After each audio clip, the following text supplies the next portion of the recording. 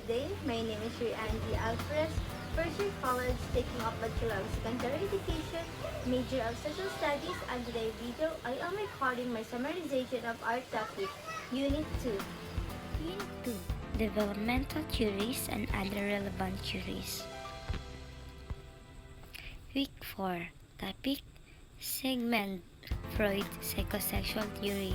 Sigmund Freud, 1856-1939. Psychosexual theory. These are called psychosexual stages because each stage represents the fixation of libido, roughly translated as sexual drives or instincts, on a different area of the body. In describing human personality development, a psychosexual Freud meant to convey that what develops is the way in which sexual energy accumulates and is discharged as we mature biologically. Freud believed that life was built around tension and pleasure. Freud stressed that the 5 years of life are crucial for the formation of adult personality. Gratification centers in different areas of the body at different stages of growth, making the conflict at each stage psychosexual. The three components and personality adjustment. First, the ED, which exists from birth and is most prominent in the newborn baby, is the subconscious part. It is related to the individual's most basic needs and wants, such as the desire for food. Second, the ego is the rational, conscious part. It begins to emerge later in infancy and help the child relate to the realities of the environment and the constraints composed by others, without losing of healthy concept of self. Third, the superego can be thought of as something like the conscience. Ideally, it acts as a guide to behavior. It is associated with morality. It is the ego's job to mediate between the demands of the ED, which can be ruthless if allowed free rein, and those of the superego, which can be overly harsh or restraining. A typical adolescent's struggle between ED and superego might. Sigmund Freud. Sigmund Freud was an Austrian neurologist and the founder of psychoanalysis, a clinical method for evaluating uncertain pathologies in the psyche through dialogue between a patient and psychoanalysis. Psychosexual stages of development. Oral stage, 0 to 1 year. The libido is centered in a baby mouth. It gets much satisfaction from putting all sorts of the things in its the mouth to satisfy the libido, and thus its ED demands, which at this stage in life are oral or mouth-orientated, such as sucking, biting, and breastfeeding. Second, oral stage, 1 to 3 years. The libido now becomes focused on the anus, and the child derives great pleasure from the fascinating. The child is now fully aware that they are a person in their own right, and their wishes can bring them into conflict with the demand of outside world. Their ego has developed. On the other hand, anal expulsive underwent a liberal toilet training regime during the anal stage. In adulthood, the anal expulsive is the person who wants to share things with you. They like giving things away. Also, anal expulsive personality is also messy, disorganized, and rebellious. Phallic stage, 3 to 6 years. Sensitivity now becomes concentrated in the genitals and masturbation in both sex become a new source of pleasure. The child become aware of anatomical sex differences, which sets in motion the conflict between erotic attraction, resentment, rivalry, jealousy, and fear, which Freud called the Oedipus complex in boys and the Electra complex in girls. Oedipus complex. The most important aspect of the Phallic stage is the Oedipus complex. This is one of Freud's most controversial ideas and one that many people reject outright. During the Phallic stage, what the boy loves most is his penis. Hence, the boy develops concentration anxiety. Next, Electra complex for girls. The Oedipus or Electra complex is less than satisfactory. This leads to the development of Venus envy and the wish to be a boy.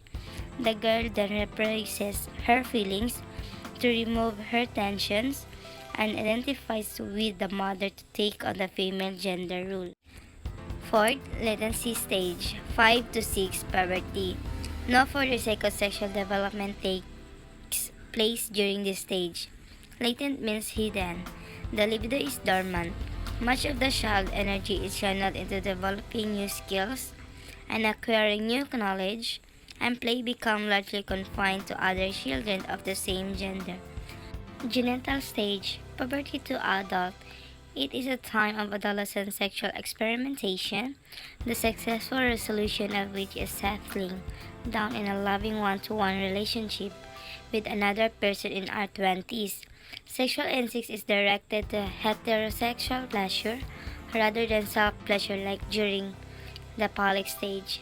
For Freud, the proper outlet of the sexual instinct in adults was through heterosexual intercourse. Fixation and conflict may prevent this, with the consequence that sexual perversion may develop. Psychosexual theory. You can remember the order of these stages by using mnemonic: old oral, age anal, pensioner phallic, love latent, grades genital. And that's all my summarization of week 4. So, let's move on in week 5.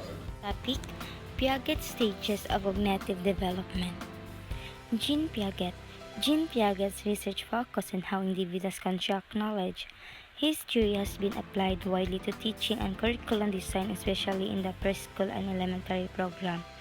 Out of his researches, he came up with the stages of cognitive development. The stages are later known as Piagetian tasks.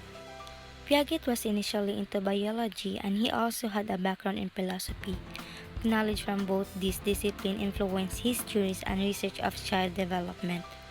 Piaget examined the implication of his theory not only to aspects of cognition but also to intelligence. 5 basic cognitive concepts. First, schema. Second, assimilation. Third, accommodation. Fourth, equilibration. Fifth, cognitive disequilibrium. Jean William Fritz Piaget. Jean William Fritz Piaget was a Swiss psychologist known for his work on child development. Piaget's theory of cognitive development and epistemological view are together called genetic epistemology. Piaget placed great importance of the education, especially of the children. 4 stages of cognitive development.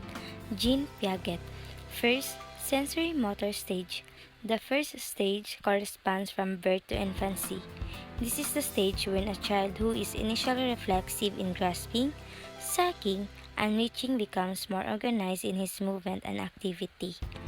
The term sensory motor focuses on the prominence of the sense and the muscle movement through which the infant comes to learn about himself and the world. Second, pre-operational stage. The pre-operational covers from about 2 to 7 years old, roughly corresponding to their preschool years. Intelligence at this stage is intuitive in nature. At this stage, the child can now make mental representation and is able to pretend. The child is now ever close to the use of symbols. This stage is highlighted by the following. First, symbolic function. Second, egocentrism. Third, centration. Fourth, irreversibility. 5. Animism. 6. Transductive reasoning. Third, concrete operational stage. This stage is characterized by the ability of the child to think logically but only in terms of concrete objects. This covers approximately the ages between 8 to 11 years or the elementary school years. This stage is highlighted by the following. First, decentering. Second, reversibility. Third, conservation. Fourth, serration. And lastly, the formal operational stage. In the final stage of formal operations, covering ages between 12 and 15 years, thinking becomes more logical. They can now solve abstract problems and can hypothesize. This stage is highlighted by the following. First, hypothetical reasoning. Second, analogical reasoning. Third, deductive reasoning. Week 6. Topic, Psychosocial Theory of Development by Erik Erikson. Erik Erikson, 1902 to 1994. Psychosocial Theory of Development. A central conflict or psychosocial crisis must be faced and new skills acquired in the process. The able an individual is to resolve the crisis successfully, the more likely he or she is to experience healthy development in the future. His stages follow the epigenetic principle, according to which a biologically ordered plan must be followed systematically for an individual to develop fully. In Erikson's views, a whole lifetime is necessary for the complete integration of the various aspects of psychosocial functioning. Crucial to success in the earlier stages are adequate support and guidance from caregivers. Somewhat like Freud thinking, Erikson envisions the accomplishment of the environmental tasks are generally a matter of learning to balance personal needs against those of society. Erikson described the following 8 stages. First, trust versus mistrust. From birth to 12 months, the infant forms a loving, trusting relationship with a caregiver, which in turn forms the foundation for the expectation of the world as a secure and pleasant place to live. If this stage is not negotiated successfully, the infant may be mistrustful, fearful, and anxious about the future. Second, autonomy versus shame. 1 to 3 years. Infants and toddlers begin to explore their world and assert their independence. Unsuccessful resolution of this stage may lead to feelings of shame and self-doubt. Third, initiative versus gout. 3 to 6 years. The preschooler needs to rely on active, purposeful behavior more and more as their environmental present new challenges and demands more responsibility. Successfully coping with new challenges lead to sense of accomplishment. Children may develop guilt if they are too assertive, irresponsible, or made to feel too anxious. Fourth, industry versus inferiority. 6 to 12 years. The school-age child must learn to deal with demands to learn a wide range of new skills, including the task of formal schooling. If he or she is unable to learn these skills, it can lead to feelings of failure and incompetence. Confusion, 12 to 18 years of age. The primary task at this developmental stage is the formation of a sense of personal identity with regard to such things as opinions, politics and religion, sexual rules, and occupation. Failure to successfully negotiate this stage may result in over-identification with peers or parents' opinions, and confusion over goals or sex rules. 6. Intimacy versus isolation. Young adulthood. Individuals face the task of forming intimate relationship with others. If the individual is successful, he or she is able to form healthier friendship and intimate relationship with others. If not, social and emotional isolation could result. 7. Generatively versus stagnation. Middle adulthood. The focus of this stage is on parenting. By generatively, Erikson means helping the next generation to develop and lead useful lives. The feeling of having done little or nothing to help develop and support the next generation is stagnation. And lastly, integrity versus despair, late adulthood.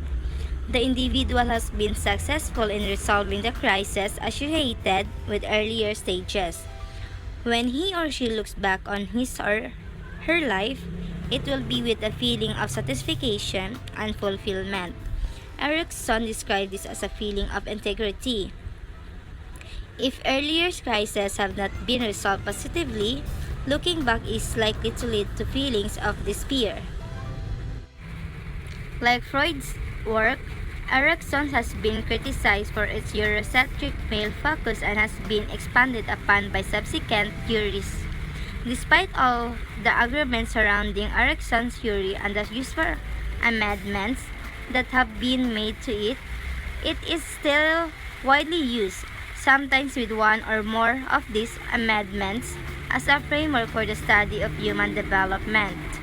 Erich Hamburger Erikson. Erich Hamburger Erikson was a Danish German American developmental psychologist and psychoanalyst known for his theory on psychological development of human beings. He coined the phrase identity crisis. And that's all my summarization of Unit 2. Thank you for watching and listening. I hope you enjoyed. So again, my name is Angie Alvarez, taking a Bachelor of Secondary Education, major in Social Studies, and that's all. Thank you.